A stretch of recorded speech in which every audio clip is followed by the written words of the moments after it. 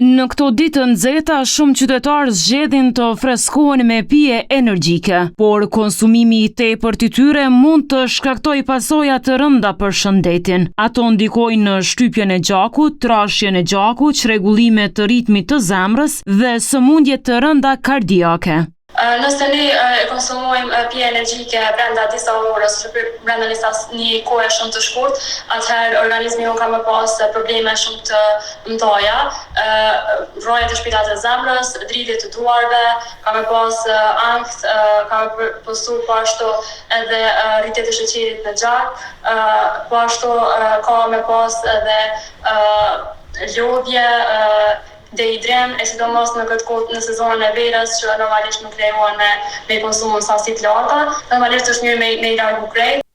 Qytetarët e pranojnë se ndonjëherë konsumojnë pije energjike ndërsa i vërejnë efektet kur i ateprojnë. Po ndikon, po mundet me kanë edhe pozitivisht edhe negativisht. Mundet me kanë për shembull si ndikim në trurin, për shembull që kërkon prapë me pi. Kam sheqer edhe kujdesu mos me pi.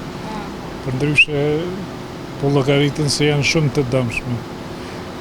Rinia më shumicë pe pin ato dhe po sjellin dëme. Nutricionistja Aurora Grainca tregon pse këto produkte duhet konsumuar me kujdes. Përbërësit kryesorë të pijeve energjike janë normalisht kafeina në sasi shumë të lartë, pastaj kemi sheqerin po ashtu në sasi shumë të lartë që organizmi unë normalisht e ka shumë vështirë edhe me trit. Pastaj kemi edhe taurinën, po ashtu kemi edhe kulerinën që janë normalisht problematike për shëndetin.